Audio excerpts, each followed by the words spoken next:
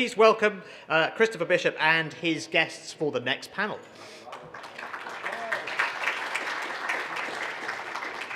Kneel to accept. Exactly. Thank you, Tom. So I'll take the seat on the end. Hello, everybody.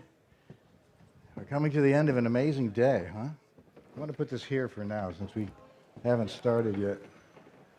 Pull up my questions. So I have to begin by saying I'm delighted to be here and to be moderating this panel with my distinguished guests. And I have to say, people are aware that the title of this panel is based on a very famous song. Baby, it's cold outside. I have to go away. Anyway, we're going to talk about quantum winter. Quick introduction. Someone's joining us on screen. I think we'll give them a minute. But we have Marcin Detyniecki, who's the Group Chief Data Scientist and Head of Research and Thought Leadership at AXA, yeah. And Dr. Carmen Palacios Berraquero, who's the founder and chief executive at New Quantum.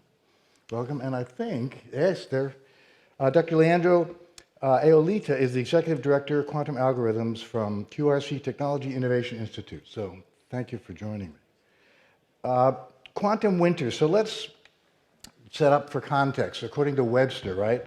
It can be described as a period of stagnation in the progress of quantum computing. Alternatively, it might be described as a period of reduced funding and interest from end users. So I would say we're all here because we're pretty optimistic about it, but I'm hoping we're going to have a little more nuanced conversation about this topic, right? Drill down into what it might mean and what the implications are and how we can think about it, right? So let's start with a question for Marcin. What do you think will be key indicators or signs to watch for at a meta level? You know, what kinds of triggers, events, or warning signs might we need to be aware of? Yeah, so let me start by saying that I finished my PhD in the middle of the winter of AI. And so I experienced, let's say, the cold weather. And so I remember discussing with John McCarty, which is a professor at Stanford, was professor at Stanford, and he said the problem is that we are not able to keep up the promises the markets and the industries are doing. So I think we discuss a lot, and during the day people discuss about fidelity, volume, and these kind of metrics. And I think the metric that it's going to really count for the winter story is how much money is this going to be doing, right? Is it kind of a sort of a business supremacy, okay? And actually, I think it applies to everything, right? It's not just, it applies for the whole domain of quantum information. And I can come back to this. Yeah. So, what do you think, Carmen? What's your sense of what signals we should be on the lookout for, from where you sit at New Quantum, right? So you're looking to go to market. You have opportunity, value prop that you want people to take advantage of and exploit. Yeah, sure. I think some indications are to do with our investors and whether they're listening to some of the things going on in the background, like the global economy and Yes. the broader winter for tech. There's this thing happening where investors seem to be investing in fewer companies but in bigger rounds. So things are getting tougher and tougher for companies as they grow. But also whether investors start to get scared with the kind of general potential winter. And then also there's been, as we all know, this very scathing and sometimes laughable reports coming out criticizing the industry. I think that's really damaging for all of us. And it's really up to us to battle and come back because they're damaging to us. So whether they are a sign of a quantum winter or not, I think we have a lot to do with how we combat them. Yeah. I want to get into a more sort of subtle, nuanced conversation about this, right? So, Leandro, I'll turn to you. Thinking and preparing for this conversation, maybe there are different ways that a quantum winter might arrive. So, might it arrive for aspects of quantum information science more broadly. So would we see a quantum computing winter, but not one for clocks and sensors, or one for quantum internet? Leandro, what's your take on how that might play out? Thank you, Chris, for the question. I think that's something that Carmen mentioned makes sense in the general context of investors and the general conditions of economy. However, from the specific point of view of quantum algorithms and quantum technologies, I see a couple of key indicators that, if not met, could trigger the beginning of a potential quantum winter. So for instance, you know that there's all this discussion of the NISQ era, and then essentially there will be an early fault-tolerant era, and finally fully fledged, full-scale fault-tolerant computers, right? So there are a number of benchmarks that we expect to see in a few years, and if those benchmarks are not met, then we take the risk of even having criticisms from the scientific point of view. So, for instance, in the NISQ era, in the noisy intermediate scale era, yeah. I think that it's important that we see some advances on quantum simulations. So, for instance, there are models of superconducting, high temperature superconductivity, the Fermi-Howard model, or more ambitiously in quantum chemistry, catalyzers and fertilizers. There are some advances that we should be seeing in a few years, even before the early fault-tolerant era. And if we don't see them, then we will be exposed to more criticisms, not only from the economical, financial point of view, but also from the technical point of view. I think that it's important that we make an effort as a scientific and technology community to meet these goals. I think that this could trigger a back reaction to ourselves, and like Carmen was saying, this can be not good for the entire field. Yeah. Yeah.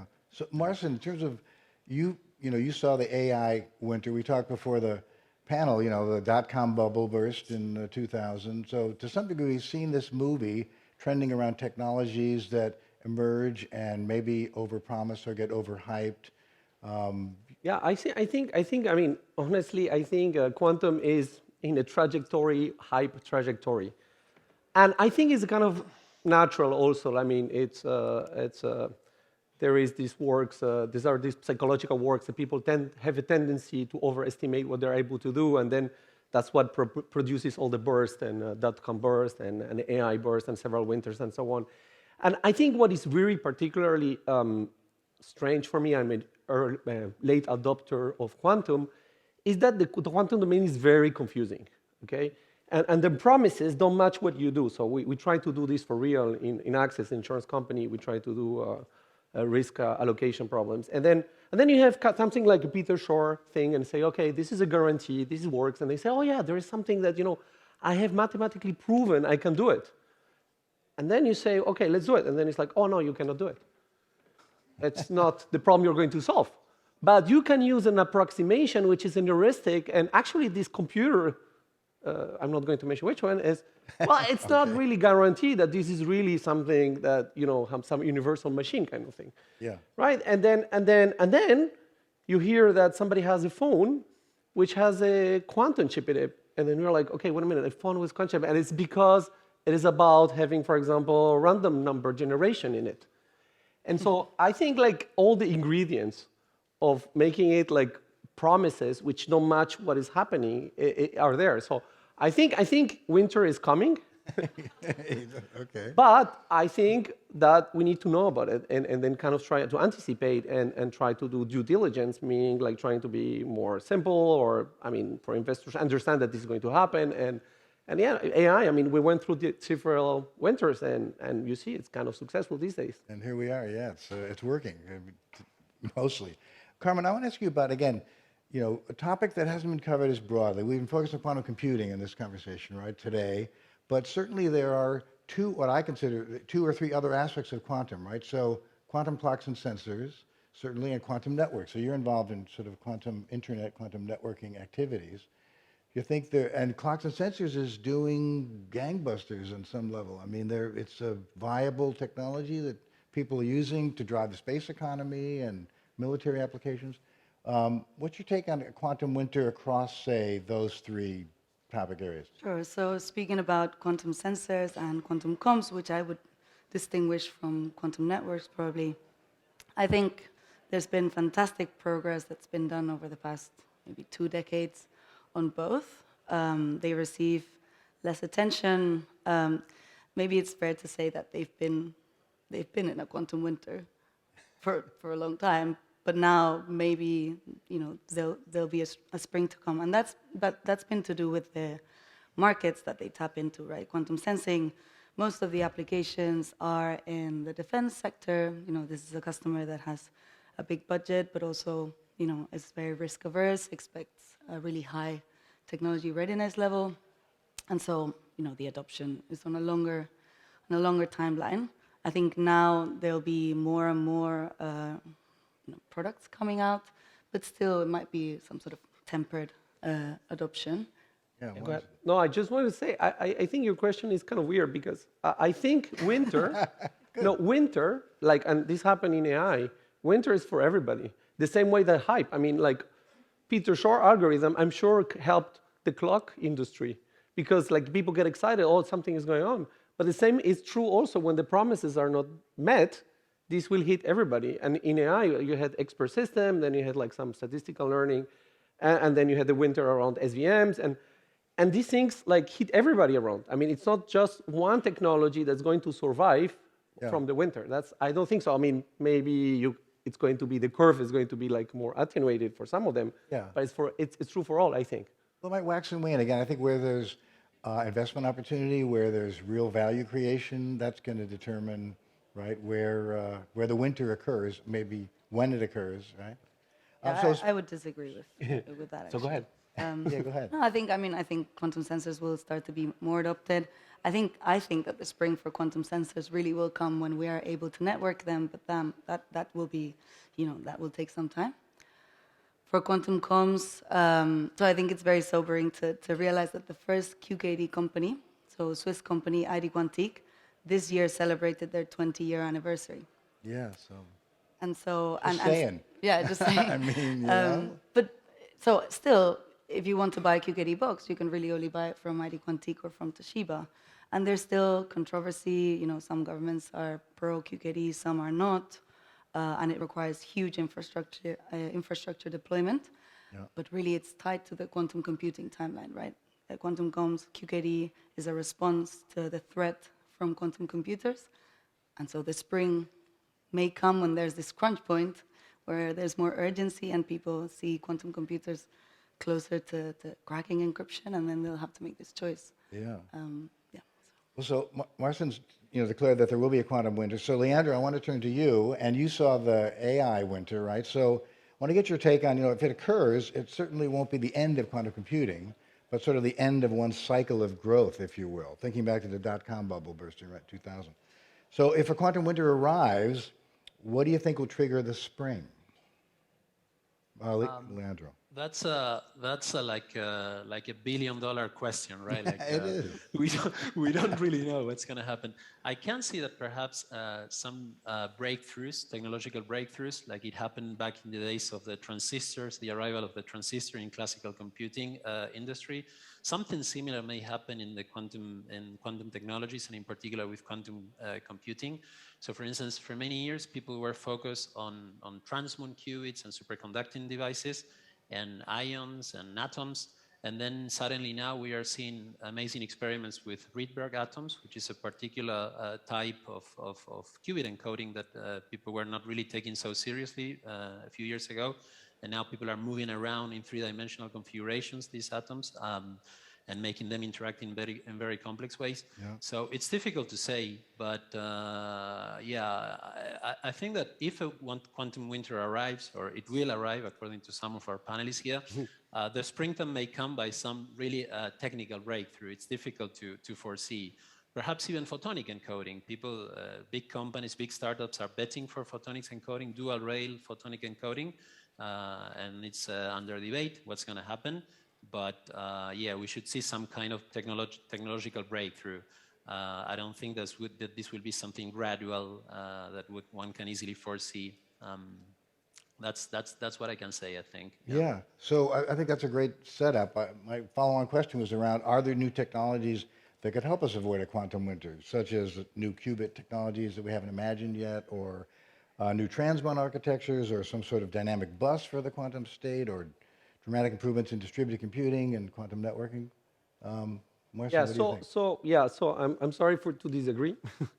No, it's No, good. I think a little bit on purpose so that we have a debate, but I think, like, of course, technology is going to allow us to do something, but like, what you need is to make proof that this is going to produce some money. I mean, if you want to have money pouring in, and this is what happened in AI, you need to prove that this is kind of producing some value, okay? And so if you think about AI, the recent spring, 2011, ImageNet, and then deep learning, okay, outperformed everybody else to a level in which Facebook said, okay, actually, this makes sense. I mean, we could deploy this. We could make money with this. And this pulled everybody else. I mean, they started, I believe they started, and Google also was there. And so this pulled the whole domain together. But it was not like there was a breakthrough. I mean, deep learning, I mean, Jan LeCun, I remember discussing with him, I don't know how many years ago, and he was already doing deep learning, right? Yeah. And of course, yeah, bigger machines and so on, but it was not like a moment in which there was a machine which was much bigger than everybody else that suddenly, oh, bam, we can do it. Yes, there was an evolution, hardware and some technology, but it was not the one thing, the one single thing. Yeah. And the one single thing was more the business proof in the recent one. I mean, I don't know if we can generalize on one example, but that's my observation. And I really believe, in terms of investment that you mentioned and so on, that's something needed. Yeah.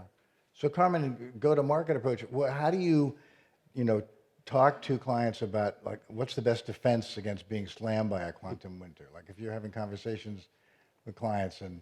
So, kind of to avoid a potential quantum winter, in a sense. Well, I mean, I think quantum winter is just a way of saying what. So if we're saying that there's less money flowing into the quantum industry in the next few years, yeah, I think that might happen, but that's okay. I mean, that's just the natural fluctuation. Last year in 2021, we all know these numbers. There was $3 billion flowed into the industry.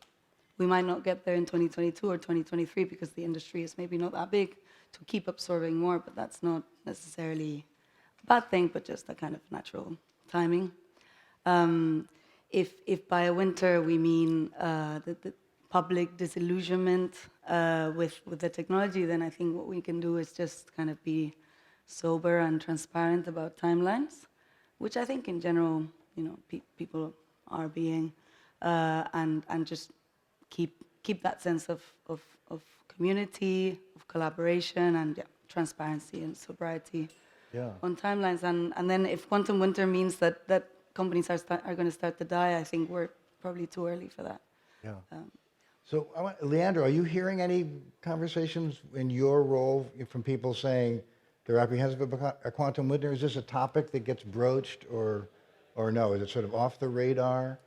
Absolutely. No, absolutely. We have that in the radar, and I also agree with some things that have been mentioned already. Like, even if a quantum winter, so for instance, I work in quantum algorithms, and in quantum algorithms we need quantum hardware. But actually, what's going on is that by studying the development of quantum algorithms, we are understanding better ways to solve tasks even with classical hardware. So these are the so-called quantum-inspired classical hardware. So you see, so even if the quantum winter means that the large-scale quantum computers will take a couple more years to come, on the way there, we are already providing and deploying better algorithms that can be run on today's classical computers and that are inspired by quantum approaches. So it's investing. I mean, I think that investing in quantum technologies is really a very positive thing to do because of also its multiplicative effect. So many ideas come out of this, and like Marcin was saying, in the end, what investors care is whether we can make money out of these new ideas. So I think that's like a fair way to say it, and I also agree that one should be sober. We should be, so for instance, scientists like me, we should be no hype quantum computing experts. We shouldn't sell hypes. I think that this is important, but as long as we do that, there's lots of things to learn, and there's lots of business opportunities on the way. I think so. Great, thank you. So we have 5 minutes left. I want to ask you each to share what I call words of wisdom, right? So, what would you say to clients or partners or, people in the supply chain as regards quantum winter? Like, is it coming, and yes or no, maybe, and what can you do about it?